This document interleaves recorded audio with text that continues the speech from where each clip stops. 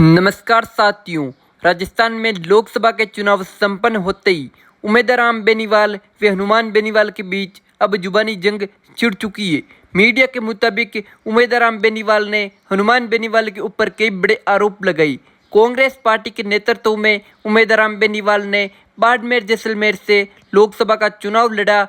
वे हरीश चौधरी व हेमाराम चौधरी की अगुवाई में उम्मीदवार राम बेनीवाल ने 1 लाख वोटों से यहां से विजय प्राप्त की, जिसके बाद में हनुमान बेनीवाल लगातार उम्मीदवार राम बेनीवाल के ऊपर बड़े आरोप लगा रहे आपको दिखाई दे सकते हैं। वहीं हरीश चौधरी, मुख्यमंत्री अशोक गहलोत व हनुमान बेनीवाल के ऊपर कई बड़े पलटवार कर चुके हैं। वहीं गोविंद सिंह डोटासरा उम्मीदवार राम बेनीवाल के समर्थन में लगातार उतरते हुए हनुमान बेनीवाल को कांग्रेस पार्टी से यहां पर गठबंधन तोड़ने के भी आश्वस्त दे सकते हैं। हनुमान बेनीवाल व उम्मीदवार राम बेनीवाल पहले राजनीति में सबसे करीबी नेता माने जाते थे। बाड़मेर राष्ट्रीय लोकतांत्रिक पार्टी का नेतृत्व उम्मीदवार राम बेनीवाल के हाथों में माना जाता था।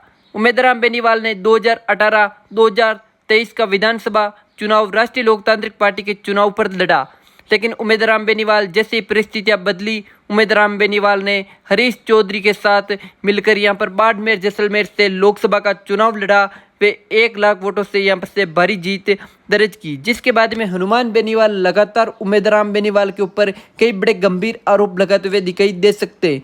हालांकि उम्मीदवार राम बेनीवाल ने अभी तक हनुमान बेनीवाल के ऊपर कोई भी बड़े आरोप नहीं लगाए, लेकिन उम्मीदवार राम बेनीवाल, हरीश चौधरी, हेमाराम चौधरी तीनों की तिकड़ी ने मिलकर यहाँ पर कांग्रेस के एक बड़े मजबूत स्तंभ हेमाराम चौधरी ने भारतीय जनता पार्टी को 3 नंबर पर धकेल दिया। उम्मीदवार राम बेनीवाल बाड़मेर की राजनीति के सबसे बड़े नेता बन चुके हैं।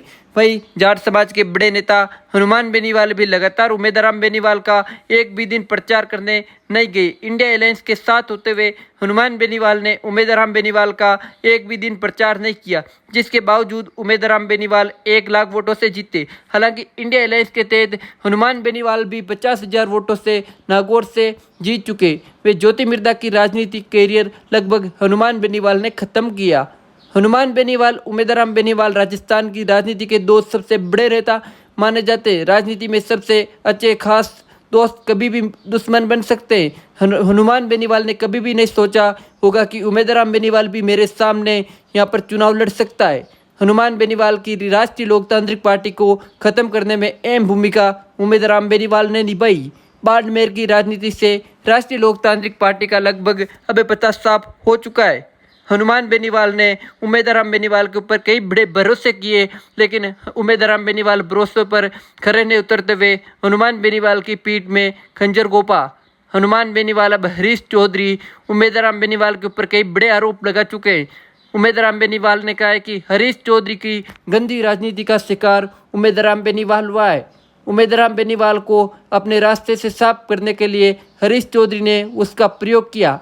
हनुमान बेनीवाल लगातार बाड़मेर, जैसलमेर, बालोतरा के सांसद उम्मीदवार राम बेनीवाल के ऊपर कई बड़े आरोप लगाए, परंतु उम्मीदवार राम बेनीवाल ने अभी भी किसी भी बात का कोई जवाब नहीं दिया। उम्मीदवार राम बेनीवाल लगातार हनुमान बेनीवाल की इज्जत करते हुए दिखाई दे सकते हैं। उम्मीदवार राम बेनीवाल लगातार हनुमान बेनीवाल को अपना राजनीतिक गुरु मानते हैं।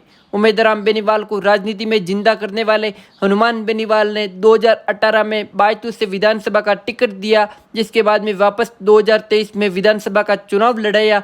लेकिन उम्मीदवार राम बेनीवाल तो सांसद बनने के लिए कांग्रेस पार्टी में शामिल हुए। वे बाड़मेर की राजनीति से हनुमान बेनीवाल की पार्टी को खत्म करने में उम्मीदवार राम बेनीवाल ने महत्वपूर्ण भूमिका निभाई। क्या राजस्थान की राजनीति में एक बार फिर बड़ा धमाका हनुमान बेनीवाल, उम्मीदवार राम बेनीवाल कर सकते हैं? दिल्ली में हनुमान बेनीवाल व उम्मीदवार राम बेनीवाल की एक बड़ी बैठक भी हुई।